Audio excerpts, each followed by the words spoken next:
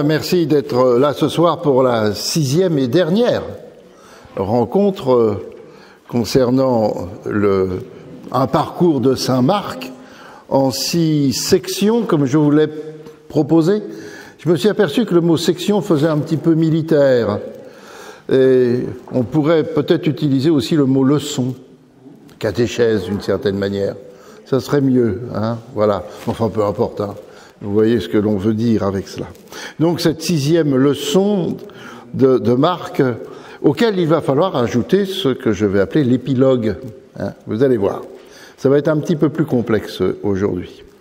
Je rappelle que la dernière fois, avant la 6e, nous avons vu la 5e section, ou 5e leçon, toutes les deux étant très liées entre elles. Elles sont délimitées d'une manière un peu matérielle, hein, par des mots, comme on l'a déjà vu pour d'autres, hein, délimité par le mot Jérusalem, d'une certaine manière. Donc la 5e, je vous rappelle, commençait au chapitre 11, et donc au verset 1, lorsqu'ils approchèrent de Jérusalem. C'est une fois que Jésus est passé à Jéricho, qu'il est entré, pourrait-on dire, dans la terre promise à Jéricho et qu'il monte à Jérusalem. Donc voilà que la 5e section commençait par cela, lorsqu'ils approchèrent de Jérusalem. Et puis c'est l'épisode que nous appelons les rameaux. Et puis ce mot Jérusalem, nous allons le retrouver donc à la fin de la 6e section que nous allons voir aujourd'hui. Au chapitre 15, verset 41, c'est le mot Jérusalem qui va être là. Marc donne le nom de femmes qui sont au pied du Golgotha, et quand Jésus est mort, donc Marc dit simplement, voilà le nom des femmes qui, depuis la Galilée, ont suivi Jésus et étaient montées avec lui à Jérusalem. Jérusalem à Jérusalem, 5e et 6e section liées entre elles, mais en même temps, ces deux sections sont distinctes par la chronologie, si elles sont liées sur le lieu. Elles sont distinctes par la chronologie. On a vu la dernière fois que la 5e section, la 5e leçon, c'est les jours qui précèdent Pâques. On a vu 3 allers-retours entre Béthanie et Jérusalem, ou plutôt même le temple de Jérusalem. Et même, Marc note que c'est Béthanie et tout près Bethphagée. Je vous ai dit que c'était la maison des figues non mûres, Bethphagée. Et c'est dans cette leçon, pourrait-on dire, du figuier, où l'on voit le figuier desséché, le figuier qui ne donne pas de fruits, mais le figuier qui va terminer vers la fin de la section, un figuier qui va s'attendrir. On pourrait dire que c'est un peu la leçon du figuier, mais vous comprenez bien que ce figuier est symbolique, et nous l'avons vu, du peuple d'Israël. La 5e section, c'est donc une espèce de parabole en acte, symbole d'Israël, appelle à donner un fruit, mais qui n'arrive pas à donner, mais il y a la promesse que le fruit sera quand même donné. Hein, regardez la comparaison du figuier, dit Jésus. Et puis ça se terminait plus directement par un appel à veiller dans la foi, comme chacune des sections. Ça se termine par un rapport avec la foi. Quelle réponse donnons-nous à la fin d'une catéchèse, à la fin d'une leçon? Nous avons donc aujourd'hui à voir la 6e section, qui est donc distincte de la 5e, par le fait que ce sont les jours de la Pâque de Jésus. On pourrait même dire maintenant, c'est tout simplement la Pâque de Jésus. Cette 6e section commence au verset 1 du chapitre 14, et je vais la terminer, même si ça va paraître un peu curieux au point de départ, mais on s'expliquera après. Je vais la terminer au chapitre 15, verset 41, par la proclamation de la foi du centurion romain qui est au pied de la croix. Cette proclamation qui va dire, ce soldat romain va dire, cet homme était le Fils de Dieu. Et ça clôt l'évangile. Ça clôt l'évangile. Alors, vous allez dire, mais il y a la suite, il y a la résurrection. Oui, mais attendez. Hein. Ça clôt la narration de Jésus présent sur une scène. Supposons que l'évangile soit présenté en théâtre. Nous avons donc Jésus qui va intervenir jusqu'à la fin de cette 6e section, jusqu'à son expiration sur la croix. Après, dans l'épilogue que nous verrons tout à l'heure, Et Jésus n'est plus sur scène. Il y a le cadavre de Jésus. Et puis on va annoncer sa résurrection. C'est pas tout à fait vrai ce que je vous dis, parce qu'il y aura quand même une petite scène où Jésus va parler à ses disciples, mais comment considérer cette scène de l'évangile de Marc ou pas? Attendons encore pour l'instant. Donc je termine bien la 6e section au chapitre 15, verset 41, avec la profession de foi du centurion. Rappelez-vous quel était le début de l'évangile. Évangile, bonne nouvelle de Jésus, le Messie, le Fils de Dieu. Au milieu de l'évangile, nous avions Pierre, le Juif, qui reconnaît le Messie. Et puis après tout, justement, le Juif attend le Messie. Et donc, il va dire, tu es le Messie, tu es le Messie, tout simplement, dans Marc. Et puis, à la fin de l'évangile, comme je le présente là, à la fin de la 6e section, c'est le païen, le centurion, qui va dire, celui-ci était vraiment le Fils de Dieu. Il faudra donc ajouter l'épilogue, mais pour l'instant, parcourons tout simplement cette 6e leçon, cette 6e section, la Pâque de Jésus, que vous connaissez, c'est un récit qui est bien connu. Nous l'avons entendu cette année au dimanche des Rameaux. C'est d'ailleurs pour ça qu'on regarde l'évangile de Marc cette année. Donc dans l'évangile des Rameaux, nous avons lu pratiquement toute cette section. Pas tout à fait, puisque ça commence après l'épisode des Rameaux. Mais, il y a l'épisode des Rameaux, et puis ensuite, on a lu ce qui est la Pâque de Jésus. Je vais donc simplement souligner quelques points. Tout d'abord, je lis quand même le début. Chapitre 14, verset 1. La Pâque et la fête des pains sans levain devaient avoir lieu 2 jours après. Donc c'est bien situé. La Pâque et la fête des pains sans levain. Oui, il faut comprendre qu'il y a en fait 2 fêtes qui sont réunies en une seule. Et en fait, on dit tout simplement la Pâque. Mais il y a 2 fêtes rassemblées, pense-t-on même au point de vue historique et exégétique, la Pâque et la fête des Azimes. Azim, d'ailleurs, j'ai sous les yeux la fête des pains sans levain, mais je vous ai dit que le mot pain était tous dans la section du pain, la 3e section. Sur 21 fois que le mot pain est utilisé dans Marc, 19 fois dans la catéchèse, la section, la leçon du pain, nous l'avons vu. Alors là, on pourrait dire, il y en a la Pâque du pain, la fête des pains. Non, Marc dit simplement la fête des Azimes. Alors nous, on traduit le pain sans levain. Donc, il y a une fête d'origine agraire, pourrait-on dire. C'est la moisson nouvelle, c'est le levain nouveau qu'il faut faire, symbole du renouveau. Oui, parce que il y a des femmes parmi vous, là, mais vous savez comment on fait du levain? Oui, parce qu'il ne faut pas que l'acheter simplement chez le boulanger. On peut, dans le temps, faisait du levain. C'était ce qui se passait. Alors, je vais vous donner la recette. Vous prenez de la pâte, non levée, vous prenez de la pâte, vous en mettez un petit peu de côté, vous la laissez moisir, pourrait-on dire, et pendant quelques jours, 6-7 jours. Et au bout de ce temps-là, vous avez du levain, une pâte qui, quand vous la mettez dans une pâte neuve, va la faire lever. Et il s'agissait donc, au bout d'un an, de renouveler, pourrait-on dire, l'opération pour faire du levain nouveau. Et donc il fallait attendre certains jours. Et on mange encore aujourd'hui d'ailleurs, du pain azime en attendant d'avoir fait le nouveau levain. On comprend d'ailleurs la parole de Paul dans la première aux Corinthiens au chapitre 5, verset 7. « Débarrassez-vous du vieux levain, vous, les chrétiens, vous êtes une pâte nouvelle, vous êtes sans vieux levain. » On ne peut comprendre cette histoire de Paul que si l'on a ce qui se passait au moment de la Pâque, ce qui se passe encore, sauf que je ne suis pas sûr qu'on continue à faire du levain de cette manière dont je suis en train de vous dire.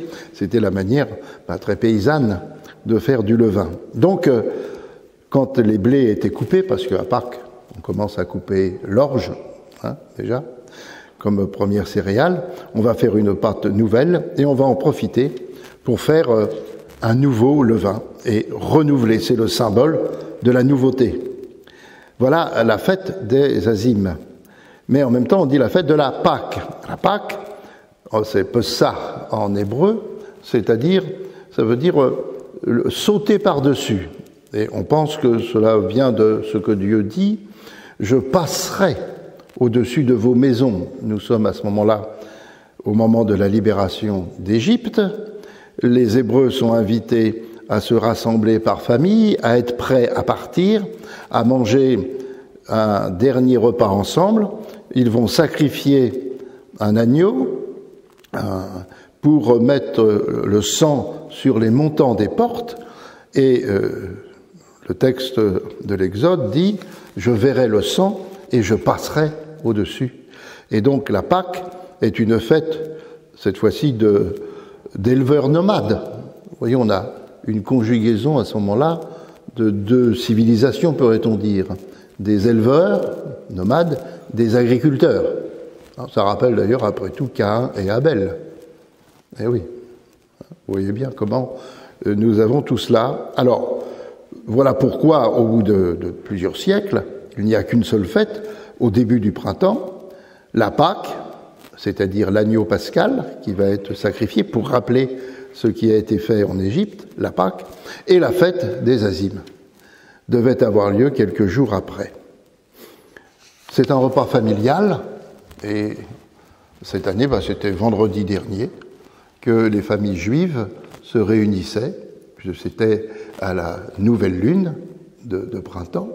Le Pâques, c'était le dimanche d'après, mais les familles juives se rassemblent la nuit même de la pleine lune, la nouvelle, j'ai dit nouvelle lune, non, c'est la pleine lune, de la pleine lune de printemps, et ils ont mangé le seder qui est, ça veut dire un ordre précis. En fait, c'est un repas rituel, un repas liturgique, et cela se passe encore aujourd'hui, de partager ainsi la Pâque. Eh bien, Marc nous dit, la Pâque et la fête des Azimes devaient avoir lieu 2 jours après. Que se passe-t-il? Les grands prêtres et les scribes cherchaient comment arrêter Jésus par ruse pour le tuer. Mais ils disaient en effet pas en pleine fête, de peur qu'il y ait des troubles dans le peuple.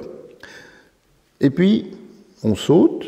Jésus était à Béthanie, dans la maison de Simon le lépreux, et pendant qu'il était à table, une femme vint avec un flacon d'albâtre contenant un parfum de nard pur et très coûteux. Vous connaissez donc cette scène que l'on appelle l'onction de Béthanie. Elle se passe chez un certain Simon, donc Simon lépreux. Ah, lépreux, ça veut dire qu'il est impur, cet homme-là, ce Simon, c'est un peu curieux. Oui. Bon. En tout cas, donc Jésus est là, ou alors il a été guéri, il faut le penser. On a une évocation de cette scène dans l'évangile de Luc, mais alors pas placée au moment de la Pâque, c'est au chapitre 7, où Jésus est chez un certain Simon le pharisien. Voilà. Et puis on connaît aussi cette scène dans l'évangile de Jean, qui se passe à Béthanie, mais cette fois-ci, Jean va dire que cette femme qui fait cette onction de Béthanie, c'est Marie. Alors il y a tout un mélange entre Marie, la sœur de Lazare et de Marthe, Marie, et puis une Marie auquel Jésus a retiré cette démon, Marie-Madeleine. Je vous dis tout ça parce qu'il y a le film Marie-Madeleine qui va sortir bientôt. Donc vous allez pouvoir le voir. On mélange un petit peu tous ces personnages. Hein, voilà. Donc en tout cas, Marc, lui, ne donne pas de nom. Il ne dit pas qui est cette femme, il dit simplement « elle a bien fait », puisque, et il va y avoir 2 significations de cette onction, il va y avoir tout d'abord l'annonce de la mort de Jésus. Cette femme a versé ce parfum pour préparer mon ensevelissement. Donc cette scène prépare ce qui va suivre.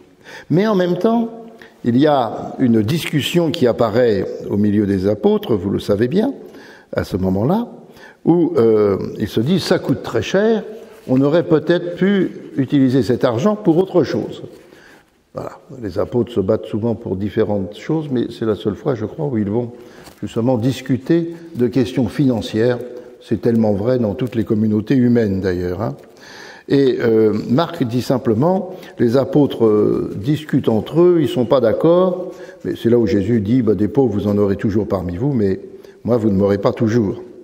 Et c'est Jean qui va, dans son texte de son évangile, qui va dire que c'est Judas qui va être cet homme-là. Mais remarquez, Marc, sans dire qui est contre dans cette discussion entre les apôtres, Marc continue. Judas Iscariote, l'un des 12, s'en alla chez les grands prêtres pour leur livrer Jésus. À cette nouvelle, ils se réjouirent et promirent de lui donner de l'argent. Et Judas cherchait comment il livrerait Jésus au bon moment. Donc Judas est introduit avec l'onction de Béthanie et le nœud du drame de Pâques se noue ainsi. On voit bien comment Marc écrit bien, n'est-ce pas? Il présente bien les choses, il annonce un petit peu, puis ça se déroule. C'est très bien écrit, l'évangile de Marc. Judas, un petit mot quand même sur lui. Hein. Judas, quelle est la véritable vie de Judas? Qu'est-ce qu'il a fait? Est-ce qu'on a inventé ce personnage? Vraiment, il y a des choses un petit peu troublantes. C'est Judas, l'un des 12, qui va livrer Jésus, le vendre d'une certaine manière. Cela rappelle le Judas, un des 12 fils de Jacob. Quand le petit Joseph, le dernier, avant que Benjamin ne naisse, quand Joseph arrive vers ses frères, par jalousie décident de le tuer. Ruben, le frère aîné, dit non, ne le tuons pas, et c'est Judas qui trouve la solution. Il dit vendons-le, tout simplement, vendons-le. Alors naturellement, le mot Judas est toujours un peu résonne même en français. Judas, ça veut dire celui qui loue, hein, Yud, alléluia. C'est vraiment le louer, chanter, louer, prier. Judas, c'est celui qui est aussi originaire de Judée, et naturellement, ça a donné le mot Yud, juif. Donc on voit bien comment le personnage de Judas est quand même porteur de beaucoup de choses, et certains se demandent si on n'a pas poussé un petit peu ce personnage. En tout cas, les évangiles nous le présentent comme un des 12 qui, pour une question d'argent, va vendre Jésus. Pour combien déjà c'était 30 deniers. Ah oui, ça tombe bien, parce que c'est le prix de l'esclave qui est prévu en Exode 21, 32.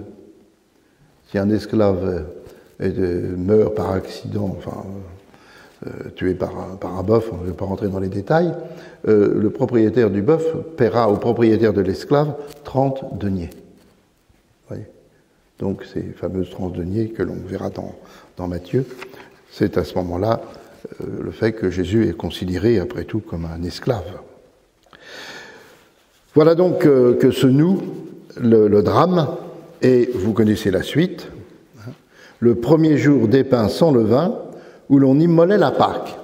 Donc le premier jour des Azimes, on va immoler la Pâque le soir. Alors comprenons bien, si possible, vous allez voir que ça va être plus compliqué après. La Pâque, on immole l'agneau pascal le soir d'un jour, mais avant le jour suivant. Il faut savoir que le monde juif, on compte le jour quand les 3 étoiles sont apparues dans le ciel. Donc le jour ne commence pas à minuit, comme nous, mais il commence à la nuit, hein, donc un peu plus tôt. Alors le premier jour, où on va manger des pains azimes, et donc on va immoler l'agneau pascal pour pouvoir faire le repas une fois que le jour de Pâques est arrivé, c'est-à-dire le soir. Ça va, vous me suivez? C'est un peu compliqué? Non? Voilà. Le jour, jusque vers la fin d'après-midi, la Mishnah dira entre 4 et 5 heures, on immole l'agneau pascal pour pouvoir le manger après le repas, après que la nuit soit tombée. Quand la nuit tombe, c'est le jour de Pâques qui commence. Quand la nuit tombe, c'est le jour qui commence. Il y eut un soir, il y eut un matin. Vous connaissez bien le rythme. Donc, c'est le soir que l'on va manger, mais il a fallu tuer l'agneau pascal avant. Donc, nous sommes normalement la veille du 15 du mois de Nisan, c'est ainsi, le 15 du mois lunaire, à la pleine lune. Normalement, c'est là que Marc nous dit que Jésus va demander la préparation du repas pour le soir. Le jour, il dit à ses disciples, « Où allons-nous manger ce soir ?» Et allez préparer la Pâque. Je lis, hein. « Où veux-tu que nous allions faire les préparatifs pour que tu manges la Pâque ?» Et il envoie 2 de ses disciples, « Allez à la ville, un homme viendra à votre rencontre portant une cruche d'eau. » C'est un signe, ça? Un homme qui porte une cruche d'eau? Oui, il y a des chances, hein. Parce que là-bas, ce sont plutôt les femmes. Si Jésus avait dit « Suivez une femme qui porte une cruche d'eau », je ne sais pas si les apôtres auraient vraiment trouvé. Mais trouver un homme qui porte une cruche d'eau, c'est curieux, qu'est-ce que ça veut dire? Bon, il y aurait des choses à dire là-dessus, mais laissons un petit peu. Et le maître te fait dire « Où est la salle où je vais manger la Pâque avec mes disciples ?» Je m'arrête un petit peu sur le mot « Où est ma salle ?» Le mot qui est là, c'est un mot grec, enfin qui est katalouma, qui veut dire le lieu où l'on délie les bêtes. C'est le même mot, katalouma, qui est utilisé par Luc quand on va parler du lieu où Jésus ne va pas entrer à Bethléem, il vient de naître, il n'y a pas de place pour eux on dit dans la salle commune, dans l'auberge, avant on disait dans le caravansérail, qui était compréhensible. Le caravansérail, c'est là où l'on délie les bêtes. Hein. Mais on ne traduit plus comme ça maintenant. Mais il n'y a pas de place pour Jésus qui vient de naître ou qui va naître. Il n'y a pas de place dans la katalouma, dit Luc. Et voilà que Jean réutilise ce mot, comme Luc d'ailleurs, pour parler de la salle où on va manger la Pâque. C'est une salle où l'on délie les bêtes. Oui, quelles sont les bêtes qui sont déliées? Et de quoi sont-elles déliées? C'est tout cela qui est derrière. Je ne peux pas vous faire un commentaire tout suivi. Hein. De toute façon, je vous présente un regard général. Mais vous voyez comment il faudrait s'arrêter sur des mots comme ça. C'est là où le Christ va délier l'humanité de tous ses péchés. Où est la katalouma, où je vais célébrer ma Pâque. Oui, un tout petit mot qui est là, qui est traduit comme on le peut en français, et je ne sais même pas, on ne fait même pas référence à la katalouma de Bethléem dans nos Bibles, je le regrette beaucoup. Donc où est cette salle où je vais préparer? Faites les préparatifs, et les disciples y vont. Le soir venu, voilà, donc la nuit est arrivée, le soir venu, il arrive avec les 12, et pendant qu'il était à table, là, vous connaissez, Jésus prend le pain, voilà quand même là, 19 fois le mot pain dans la section des pains, une fois avant, quand il est question des disciples qui font du pain en mélangeant des grains de blé, ce qui est interdit le jour du sabbat, et puis le mot pain qui apparaît ici. C'est les 21 fois où il y a le mot pain, une fois avant, une fois après, la section, la leçon du pain qui est unique dans la barque, et vous avez bien compris, avec les 2 fractions de pain. Donc Jésus prend le pain, il le rompt, ceci est mon corps, puis avec le vin qui est appelé le fruit de la vigne. Donc voilà ce qui se passe, mais vous êtes au courant de tout cela. Et je ne vais pas donc m'arrêter. Jésus s'en va à Gethsémani et il appelle, mais ça c'est commun avec les autres disciples, avec les autres évangiles. Il prend avec lui Pierre, Jacques et Jean. On les a déjà vus être pris à part par Jésus pour la résurrection de la fille de Jaïr. Donc, et puis c'est eux aussi qui sont témoins de la transfiguration. Donc on voit ces 3 apôtres qui sont témoins d'actes très importants de résurrection, pourrait-on dire, et de pré-résurrection avec la transfiguration. et c'est eux que Jésus prend auprès de lui quand Jésus va être d'une certaine manière défiguré à Gethsémani, et où il va paraître dans la plus grande difficulté, non plus dans la gloire. Peut-être, justement, était-ce une manière, la transfiguration, de pouvoir préparer ses disciples à ce qu'ils allaient voir là. Je passe un peu, qu'est-ce que l'on pourrait dire encore? Il y aurait beaucoup de choses à dire, n'est-ce pas? Il y a l'histoire de l'oreille qui est coupée. L'oreille droite, dira Luc, et Jean aussi d'ailleurs. L'oreille, moi, quand j'ai l'oreille, je pense toujours au monde juif qui est invité à écouter. Shema, écoute Israël. Alors je me dis, est-ce que cette oreille coupée, surtout que c'est le serviteur du grand prêtre, est-ce que cette oreille coupée ne signifierait pas, de manière symbolique, que on n'arrive plus à écouter les Écritures, à la parole de Dieu, on n'arrive plus à l'écouter, et il va falloir que on est au moment où plus rien n'est compris. Et puis alors il y a un épisode qui est spécifique à Marc, là, très intéressant. Seulement Marc dit ceci: un jeune homme le suivait, n'ayant qu'un drap sur le corps, on l'arrête, mais lui, lâchant le drap, s'enfuit tout nu. Alors tout le monde se demande pourquoi ce petit épisode est dans l'évangile de Marc, pas dans les autres. Un épisode un peu curieux. Alors, il y en a qui disent, après tout, est-ce que c'est pas Marc lui-même, qui devait être relativement jeune, on le verra plus tard quand il va suivre Paul et Barnabé, et qui se fera mal voir par Paul, parce que Marc ne suit pas tout à fait les instructions. Donc, on peut penser que Marc, au moment où Jésus a vécu sa passion, était relativement jeune, et qu'il a tenté un petit peu de savoir ce qui se passait. Bon, c'est une hypothèse, mais pour l'instant, on ne voit pas d'autre chose que de cette petite notation que l'auteur lui-même aurait rappelée de ce qu'il a vécu, de ce qu'il a vu, attestant ainsi, d'ailleurs, qu'il dit des choses qui, pour certaines en tout cas, qu'il a vues lui-même. Voilà ce petit épisode spécifique à Marc.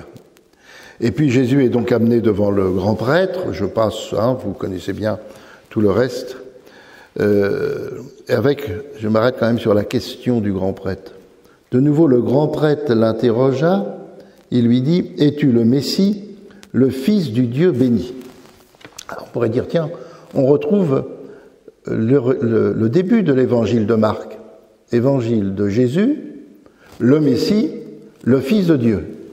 Donc, d'une certaine manière, le grand prêtre, dans Marc, là, reprend ce qui est prévu au début de l'Évangile. Mais il pose la question, es-tu le Messie, le Fils de Dieu? Quand on voit que le grand prêtre dit le Fils de Dieu, il dit pas le Fils de Dieu, il dit le Fils du béni même. Il dit pas Fils de Dieu, hein.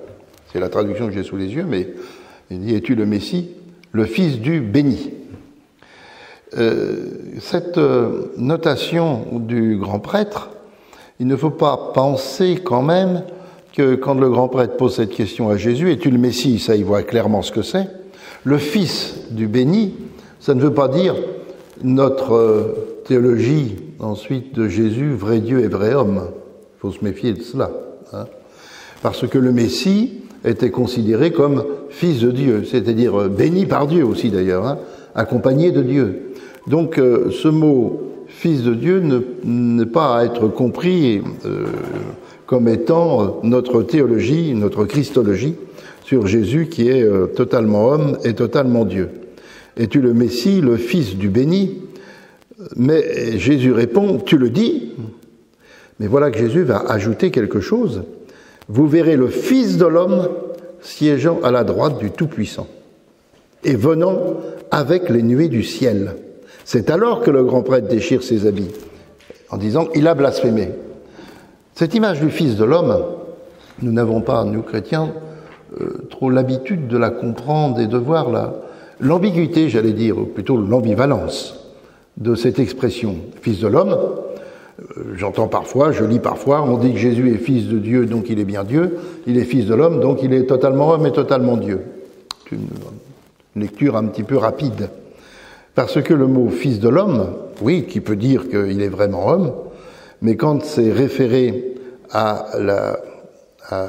une citation qui vient de Daniel, et telle que Jésus le dit là, vous verrez le Fils de l'homme siégeant à la droite du Tout-Puissant et venant sur les nuées du ciel. C'est une citation de Daniel 7, 13. Et il est évident que ce Fils de l'homme, tel qu'il est présenté ou ce Fils d'homme, tel qu'il est présenté dans Daniel, c'est de la sphère divine. C'est déjà quelque chose de Dieu. C'est pour ça qu'il vient d'ailleurs sur les nuées du ciel. Il vient du ciel, le Fils de l'homme. Il ne monte pas de la terre, il vient du ciel, ce Fils d'homme, dans Daniel également. Et on comprend pourquoi le grand prêtre alors déchire ses habits. Il a blasphémé, parce qu'il s'est dit, pas simplement Messie. Vous pouvez se dire Messie, c'est pas un blasphème de se dire Messie.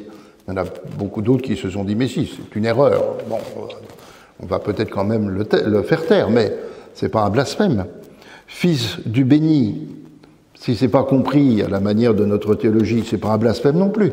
Le Messie est fils de Dieu, il est dit fils de Dieu. Donc parce que il est fils de David, et David est le fils, est dit fils de Dieu aussi. Donc il ne faut pas penser que tout cela est blasphématoire, mais quand Jésus dit « Vous verrez le Fils de l'homme siégeant à la droite du Tout-Puissant venant avec les nuées du ciel », là, Jésus se prend pour un personnage quasiment divin. Il a blasphémé. C'est là où il faut comprendre. Alors si par hasard vous aviez envie, je vous apporte, il y a beaucoup de livres là, vous avez vu. Donc si vous voulez travailler cet aspect, c'est un juif qui a écrit ce livre, Daniel Boyarim. C'est donc traduit en français maintenant depuis 1 ou 2 ans, le Christ juif, qui traite de cette question du Fils de l'homme, et qui montre bien que dans la pensée chrétienne, et même quand Jésus se dit Fils de l'homme, et ayant en tête ce que dit Daniel, eh bien, Daniel Boyarin dit, ce n'est pas la Trinité, mais c'est la binité. Il utilise le mot binité. Il y a le vieillard qui est assis sur le trône, et à côté, le Fils de l'homme. Alors, je vous signale ce livre-là, si vous avez envie de le parcourir. Il parle également d'Enoch, etc., enfin, de toute la tradition du Fils de l'homme dans la pensée juive. Mais on comprend donc le blasphème qui accuse Jésus. Et vous connaissez donc la suite, hein, il va être emmené, je ne vais pas faire tous les détails. Le lendemain, il est donc emmené, et il doit mourir, et il est emmené sur la croix.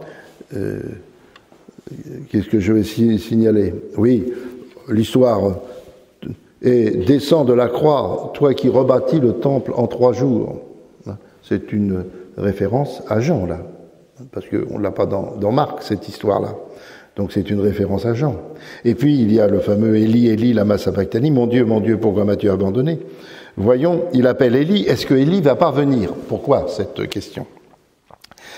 Même si Eloi veut dire mon Dieu, mais les autres comprennent Élie, Eliyahu. C'est parce que dans la tradition juive, Élie doit venir avant le Messie. Élie précède le Messie. Et c'est pour ça d'ailleurs que Jean-Baptiste est considéré comme étant Élie, qui justement va précéder le Messie Jésus. Élie précède la venue du Messie, et puisque nous parlions du Seder tout à l'heure, au Seder de Pâques, il y a normalement une coupe d'eau, une coupe de vin qui est sur la table et qui est réservée à Élie. Et même les portes ne sont pas fermées à clé, pourrait-on dire, les portes on peut les ouvrir facilement parce que Élie peut venir. Élie peut venir ce soir du Seder. S'il vient, il faut l'accueillir parce qu'il précède le Messie. Donc, ne pas s'étonner de cette réflexion. Voyons voir si Élie va venir. Et voilà que le voile du temple se déchire. Le voile du temple, c'est le voile qui séparait ce qu'on appelle le débir du Saint des Saints. La grande salle, comme celle-ci, après tout, du temple, était donc coupée vers le fond, avec, ou alors par ici, supposons, oui, après tout, le Saint des Saints est ici, d'une certaine manière, avec les rideaux qui sont là. Non pas des rideaux comme ça, mais un double rideau, mais qui se coiffent l'un à l'autre, hein, pour qu'on ne voit jamais ce qui est de l'autre côté. Et le grand prêtre passait à travers les 2 rideaux pour entrer dans le Saint des Saints. Alors ce rideau, parce que le Saint des Saints était considéré comme le lieu où Dieu résidait, et donc ce rideau on nous dit qu'il était tissé d'étoiles parce qu'il représente le ciel. Et donc, le rideau qui se déchire, eh bien, c'est le ciel qui se déchire. Mais rappelez-vous, au début de l'évangile de Marc, au chapitre 1, verset 10, vous avez « Le ciel se déchire » au moment du baptême, et une voix vient du ciel, « Celui-ci est mon fils bien-aimé ». Donc il y a le ciel qui se déchire, et puis le ciel symbolique du rideau du temple qui se déchire également au moment où Jésus rend le dernier soupir. Et il y a cette marque qui est spécifique à Marc également, cette notation qui est spécifique à Marc pour ce qui concerne la profession de foi du centurion. Il dit ceci, le centurion, voyant comment Jésus avait expiré, dit vraiment cet homme était fils de Dieu. Matthieu dira aussi, le centurion dit cet homme était fils de Dieu. Mais Marc ajoute, pourquoi il dit qu'il est fils de Dieu? Pourquoi le centurion a ce cri de foi, qui va d'ailleurs clore la 6e section? Pourquoi le centurion dit ça? C'est voyant comment Jésus a expiré. La manière dont Jésus a expiré fait dire au centurion, il est le Fils de Dieu. Ce serait naturellement intéressant de savoir qu'est-ce qui a provoqué chez le centurion cette affaire. Quelle a été la méditation rapide du centurion en voyant Jésus expirer, il dit c'était le Fils de Dieu. C'est peut-être de la manière dont on meurt que l'on dit la plus grande vérité de soi-même. On est témoin à ce moment-là c'est parce que je pense à tout ce qui se passe actuellement. La manière dont on meurt n'est pas indifférente pour dire ce que l'on est et ce qui est au plus profond de nous-mêmes. Et oui, c'est le dernier don que l'on peut faire de soi-même. Donc, Marc va donc avoir cette notation du Fils de Dieu parce que le centurion remarque comment Jésus est mort. Voilà un peu, et puis nous arrivons donc là, il y avait là aussi des femmes qui regardaient à distance, parmi elles Marie de Magdala, Marie la mère de Jacques, le petit, et de José, Salomé, qui le suivaient et le servaient quand il était en Galilée, et plusieurs autres femmes, je pense, qui étaient montées avec lui à Jérusalem. Et c'est là où je me permets de terminer l'évangile de Marc, enfin, plutôt la leçon de l'évangile de Marc dans cette section Jérusalem, Jérusalem. Vous allez me dire, il manque quelque chose, mais avant d'entrer dans ce petit mystère de ce quelque chose qui reste, c'est-à-dire la finale de Marc, qui, vous allez voir, pose pas mal de problèmes, il y a un autre problème qui est soulevé dans cette page, et dans celle également de Matthieu et de Luc, pour la Pâque, la présentation de la Pâque. Je vous ai dit que la Pâque, on la mange le soir après que l'agneau pascal a été tué pour être partagé en famille. Jésus, nous disait Synoptique, mange la Pâque ce soir-là. Donc il mange la Pâque, si l'on comprend les synoptiques, pendant que l'agneau est sacrifié au temple. Et qu'est-ce que dit Jean?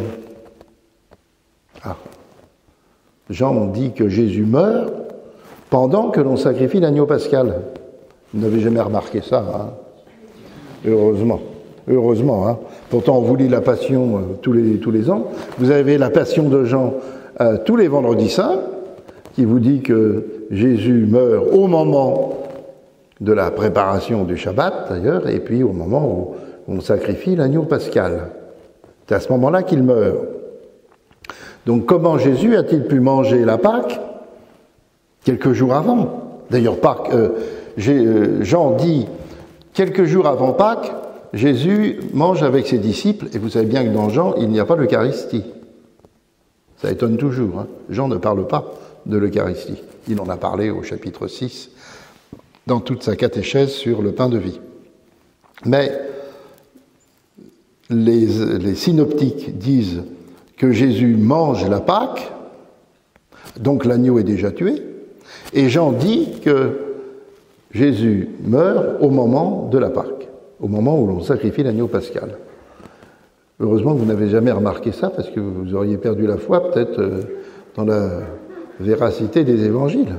Alors je vous le signale quand même. Alors, une question que certains, depuis longtemps, on l'avait vu, on ne le dit pas toujours, de toute façon, c'est pas qu'on le cache, c'est que c'est un peu complexe comme question. Parce que l'essentiel, c'est ce que Jésus a fait, il nous laisse, c'est évident. Mais quand même, ça pose un problème historique. Alors, est-ce qu'il n'y a pas une question de calendrier différent? Nous avons fêté Pâques dimanche dernier, les orientaux vont fêter Pâques dimanche prochain, ils sont en pleine semaine sainte. Voilà. Donc, vous voyez qu'il y a parfois des calendriers différents, ce qui n'empêche pas d'avoir une foi commune. Alors on peut se demander si les évangiles synoptiques, et donc Marc en particulier, ne vont pas, et Jésus donc, aurait utilisé un calendrier qui n'est pas le calendrier pharisien, le calendrier tel qu'il est encore aujourd'hui, qui était donc, on fête la Pâque à la pleine lune, comme c'est aujourd'hui encore le cas, hein. On fête la Pâque à la pleine lune, la première pleine lune de printemps. C'est donc une fête mobile, vous l'avez remarqué. Pâques est une fête mobile. Mais il y avait un autre calendrier, dit calendrier des jubilés. Certains l'ont dit également le calendrier de Qumran, parce qu'on a retrouvé cela dans différents endroits. On sait que ça existait. Ce calendrier des jubilés, qui était un calendrier qui était lunaire. C'est-à-dire que la fête de Pâques était fixe dans le calendrier et pas en rapport avec la lune. Ce calendrier des jubilés était un calendrier solaire de 364 jours. On n'est pas loin. 364 jours. En fait, ça fait 4 trimestres de 91 jours chacun ou de 13 semaines. 4 trimestres. Comment rattrapait-il le jour lunaire, le jour solaire qui manquait tous les ans, voire avec les années bissextiles tous les 3 ans? Ça, on ne le sait pas. Mais on sait bien qu'il y avait ce calendrier qui était fixe, il y avait des jours fixes, et ce calendrier, donc, des jubilés, et peut-être que Jésus a utilisé ce calendrier-là. Alors, c'est toute l'hypothèse. Je ne vais pas développer ça. Vous avez donc un autre livre qui s'appelle La date de la scène. La date de la scène. Quelle date, hein? Tout le monde est d'accord pour dire que c'est le 15 Nisan, mais le 15 Nisan de quel calendrier? Voilà. Celui qui est lunaire ou celui qui est solaire? Enfin, presque solaire, l'autre étant lunisolaire. Bon, je ne vais pas rentrer dans les détails. Mais voilà donc, et c'est une exégète française, Annie Jaubert, qui a essayé de résoudre ce problème, et elle a même été jusqu'à essayer de trouver les jours qui correspondent au mois de ce calendrier. Donc elle fait une hypothèse, mais elle vérifie l'hypothèse, alors donc, je vous donne donc son hypothèse. Le 15 Nisan, dans ce calendrier-là, tombe toujours un mercredi. 15 Nisan, c'est un mercredi. Donc Jésus aurait mangé la Pâque telle qu'elle est décrite dans les synoptiques, il aurait mangé le mardi soir. Mardi soir, ce qui d'ailleurs, entre autres, permet de résoudre également un autre problème, car si on suit notre calendrier liturgique aujourd'hui, Jésus mangeant la Pâque le jeudi soir, rassembler le Sanhédrin la nuit pour condamner Jésus, afin qu'il soit exécuté le lendemain, ça ne correspond pas quand même à la législation juive de l'époque. D'abord, on ne condamnait pas quelqu'un pendant la nuit. Bon, il peut toujours y avoir des exceptions, mais normalement, on ne condamne pas pendant la nuit. Et puis, il y a toujours 24 heures entre la condamnation et l'exécution, pour qu'il y ait un temps de réflexion. Cette attention juridique est importante. Donc, quand Jésus a-t-il mangé la Pâque telle que Marc, Matthieu et Luc nous le disent? Pour Jean, c'est très net, il a mangé la Pâque au moment où on tuait l'agneau pascal, donc c'est le calendrier officiel, pourrait-on dire. Mais voilà que là, les jubilés nous disent peut-être que Jésus a mangé la Pâque. D'ailleurs, dans le repas pascal, il est question de pain et de vin, peut-être d'autres choses, mais il n'est pas question d'agneau. Hein. C'est une question que je vous soulève, mais qui n'est pas dramatique.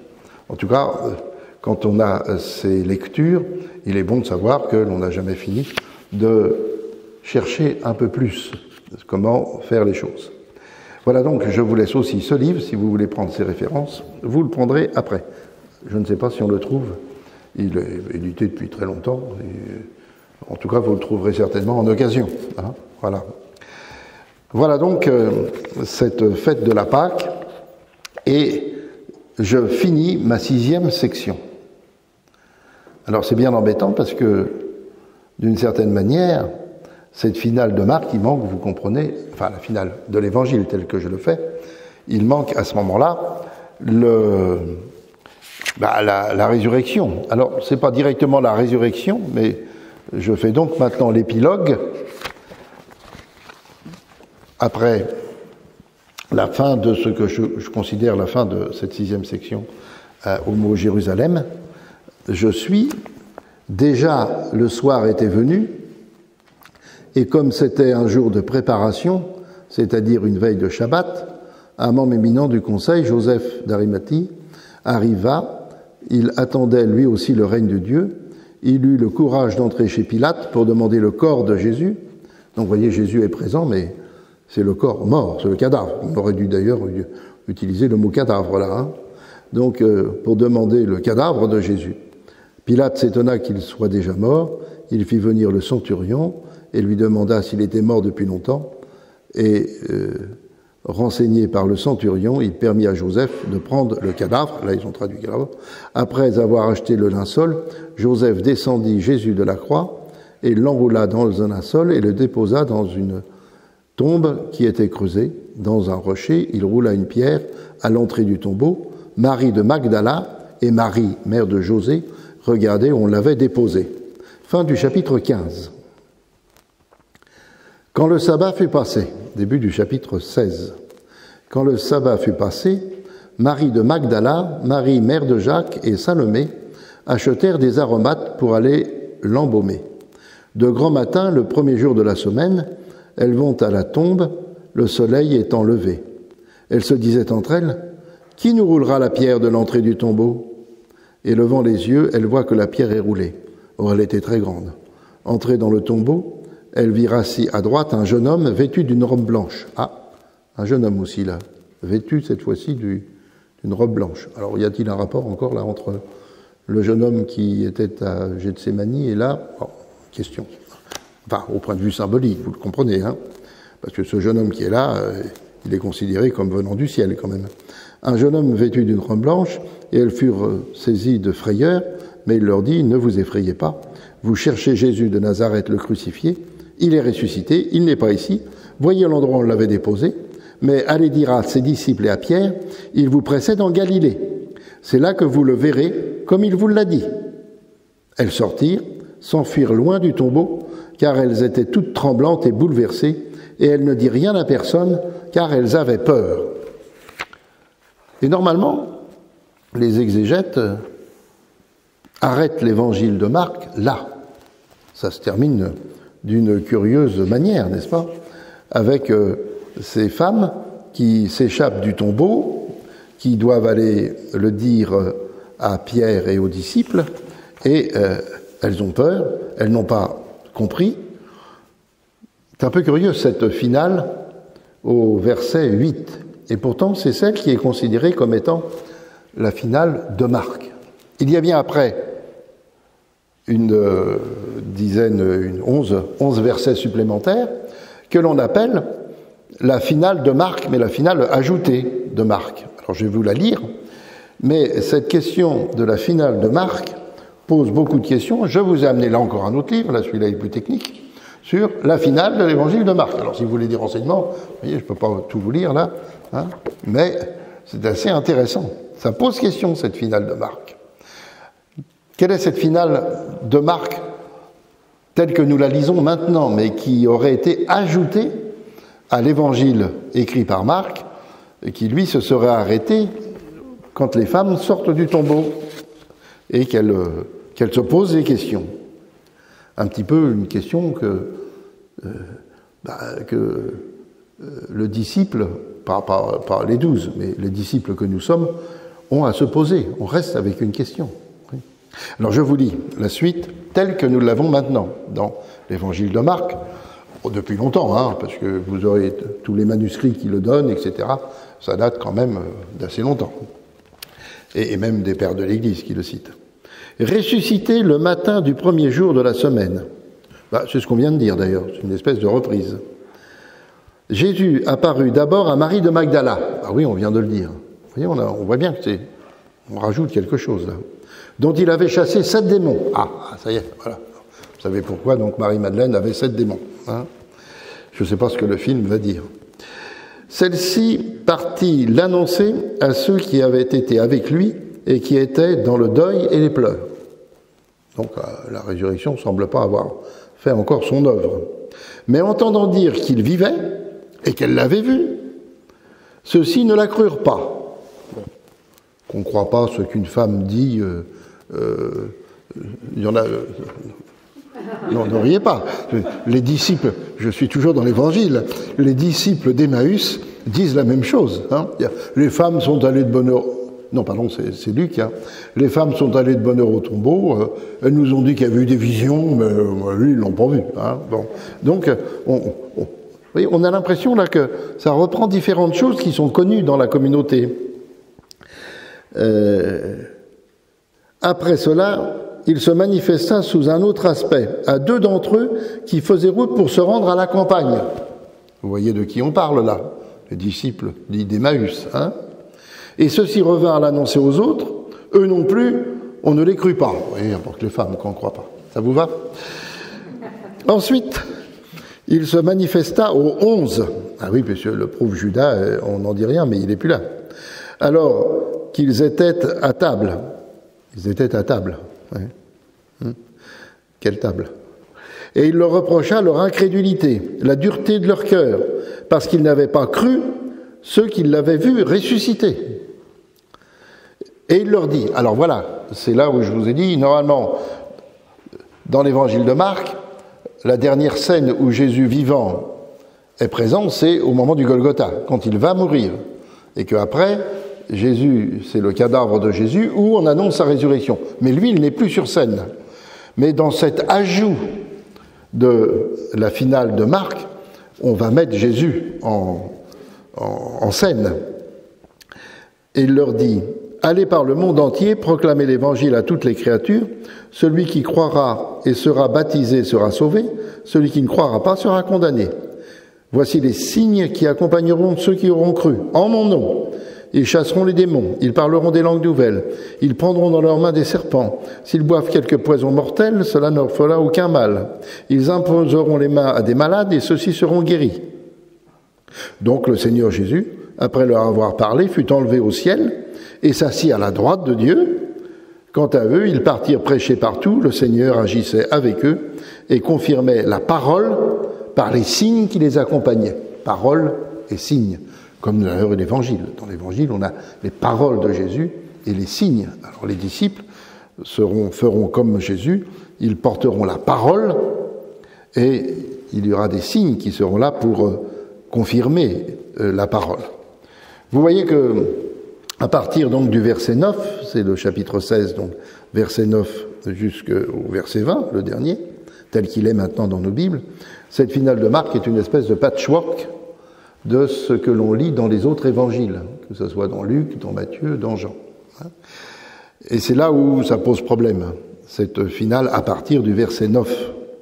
On ne sait pas comment dire d'où elle vient, mais surtout elle semble donc bien ajoutée à la question qui semble terminer l'évangile de Marc, la question, les femmes se demandent ce qui s'est passé, toutes tremblantes, elles avaient peur. Voilà donc la 6e section que nous avons vue, avec cet épilogue qui, vous voyez, pose problème, non pas au début, jusqu'au verset 8 du chapitre 16, mais un petit peu après, pour aller jusqu'au verset 20. Et voilà donc la finale de la 6e section, peut-être avec moins d'explications que les autres, parce que vous connaissez davantage ce récit de la passion de Jésus, mais j'ai soulevé quelques petites questions. Maintenant, il faut quand même que je vous donne une réponse que vous m'avez posée la dernière fois. Je vous ai donc présenté l'évangile de Marc en 6 sections, 6 leçons. C'est traditionnel. Alors, avec plus ou moins de variantes, on aura dans des propositions de compréhension de l'évangile de Marc ces 6 sections. Et en particulier, ce que le père Jean Delorme présente dans ce petit opuscule qui était le premier d'eux d'ailleurs, des cahiers évangiles, ça continue d'être édité, hein, c'est vieux, ça date de 72 je crois, donc vous voyez ça fait longtemps que 4 fois par an il y a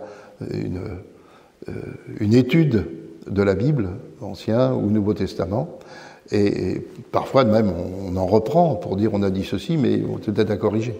Eh bien voilà que cette série, qui continue donc, on est au numéro 133 maintenant je crois, peut-être même plus, donc cette série a commencé avec la lecture de l'évangile de Marc. C'est intéressant, oui, parce que Marc, c'est justement l'évangile peut-être le plus accessible immédiatement. Et Jean Delorme présente différents types de plans de l'évangile de Marc. D'ailleurs, il ne va pas s'arrêter sur un seul, hein. Mais je vous lis cela. Comment il présente tout de suite les 6 sections.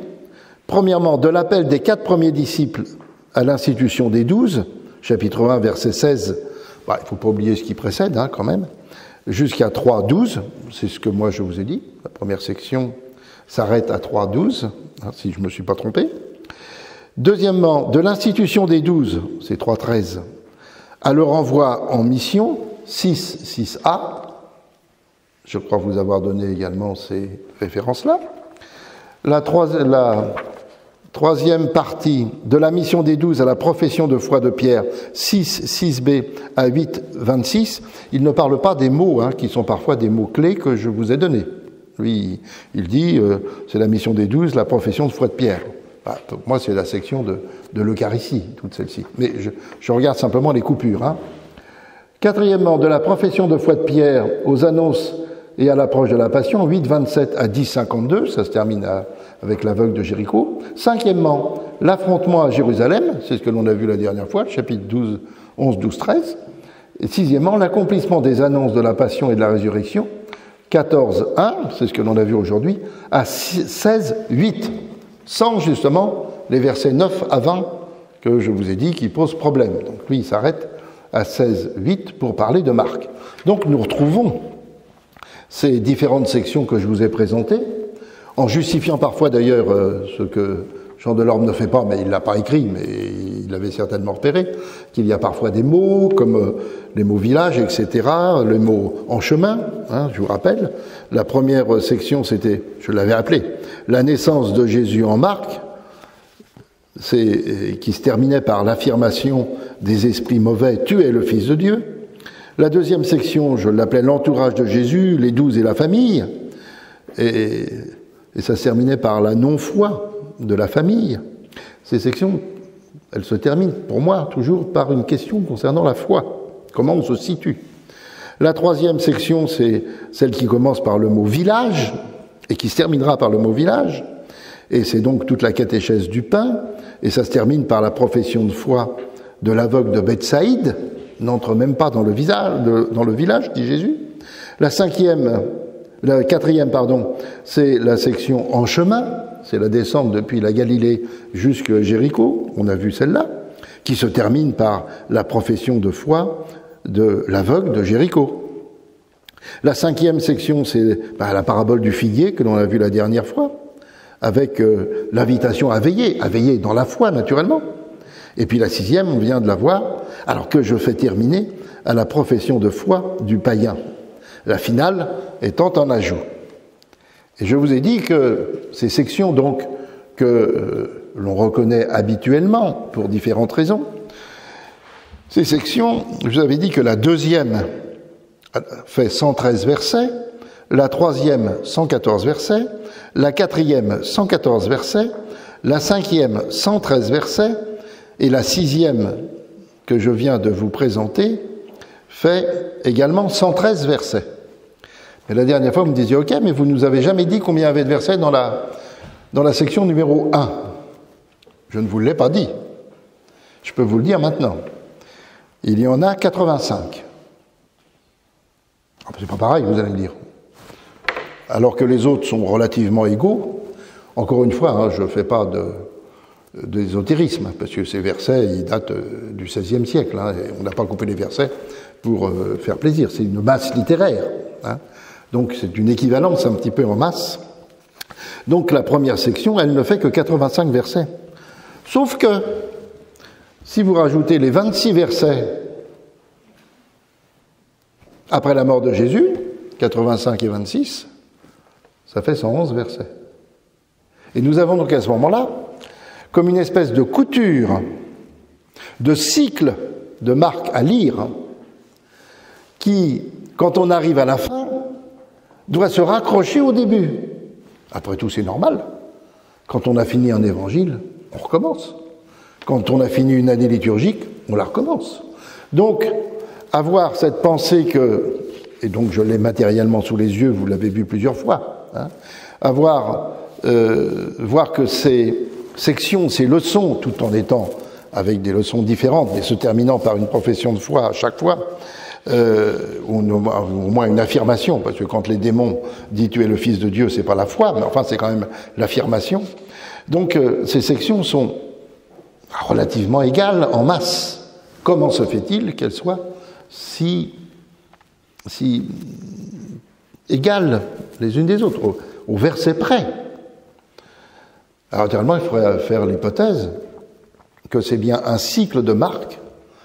On commence, on termine, mais la dernière, elle nous invite à tout de suite reprendre, puisqu'il faut mettre les 25 derniers versets, raccrocher, 26 derniers versets, raccrocher aux 85 autres pour avoir un équilibre de version. Curieux, n'est-ce pas?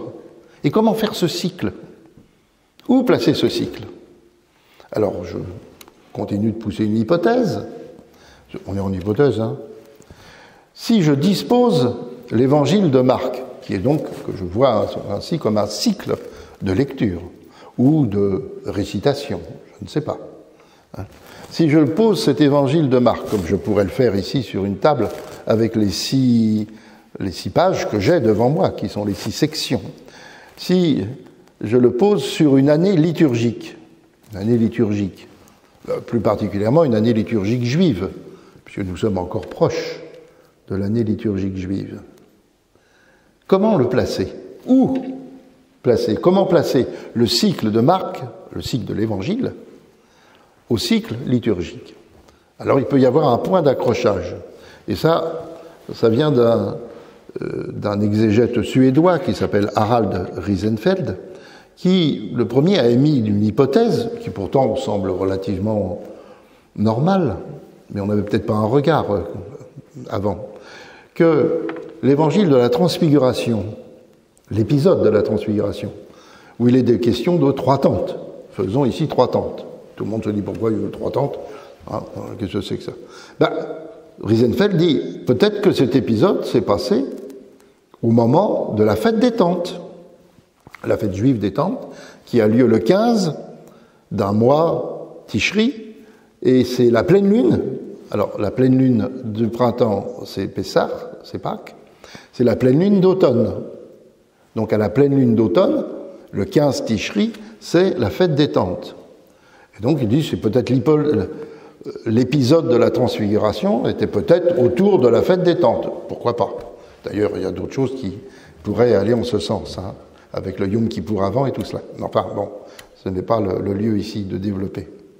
Alors, si je pose l'évangile de Marc sur l'année liturgique juive et que je mets l'épisode de la Transfiguration dans Marc, si je le pose sur à peu près le temps dans l'année liturgique juive de la fête des tentes, à ce moment-là, j'ai un déroulement qui se fait mois par mois, avec chaque section représentant 2 mois.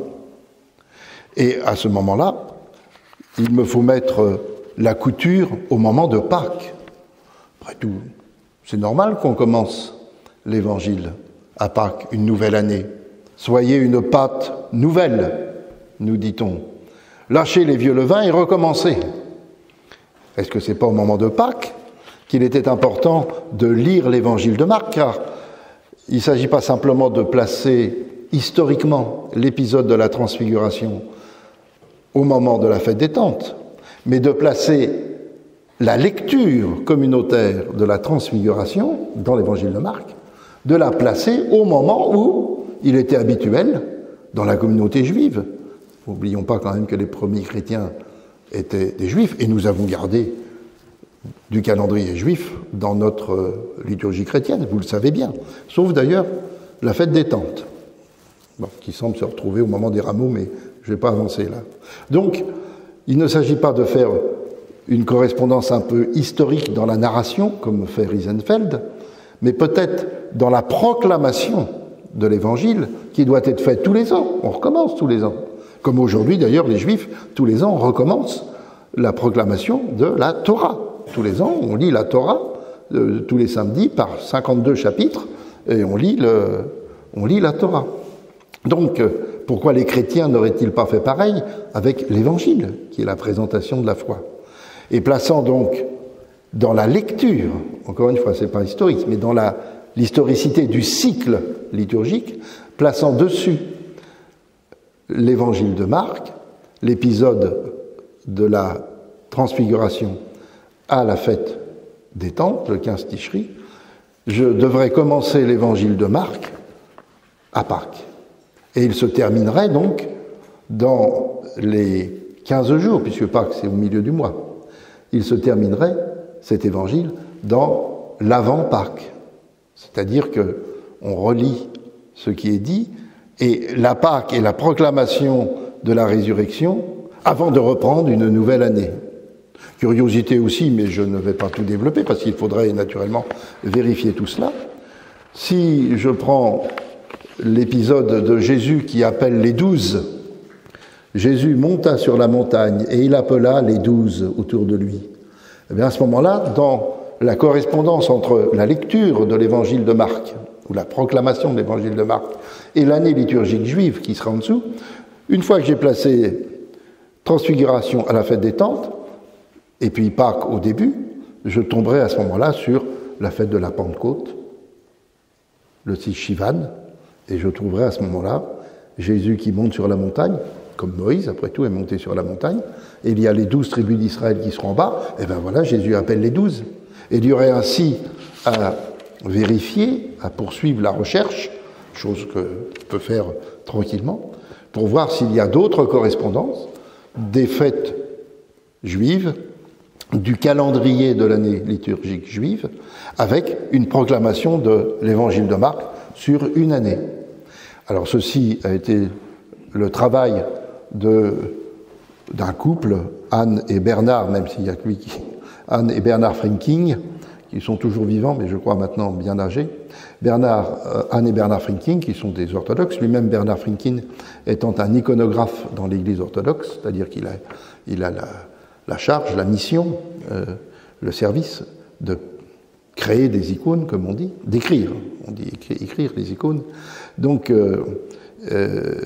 ils ont donc travaillé cela, et ils l'ont fait paraître dans un livre, alors avec peut-être des hypothèses un peu plus poussées ou autres que celles que je suis en train de vous donner, mais c'est quasiment, en tout cas, la même intuition.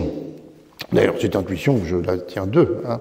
Donc, cette intuition que lire l'évangile de Marc pendant toute une année, le reprendre parce que c'est un cycle liturgique qui commence à Pâques et qui va se terminer à Pâques, et de voir comment, après tout, dans cette proclamation de l'évangile, on peut rythmer une année liturgique, très nourrie du judaïsme, c'est normal, et qu'est-ce qu'il y aurait de particulier au niveau chrétien?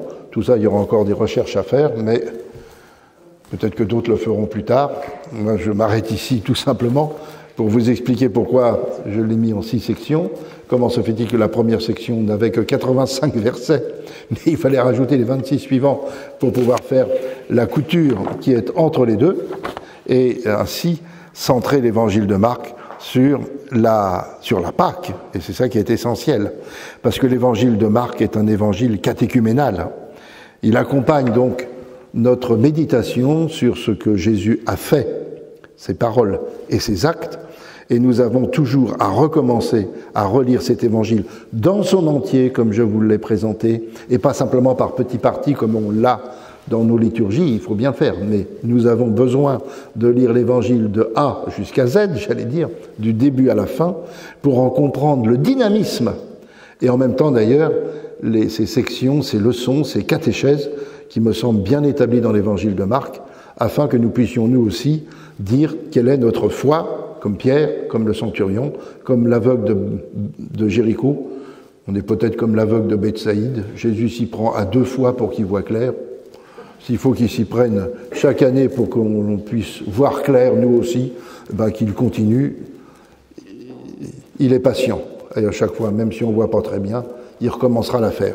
C'est ça, le merveilleux de l'évangile de Marc et de la lecture et de la méditation de l'évangile. J'arrête là, parce que c'est assez long.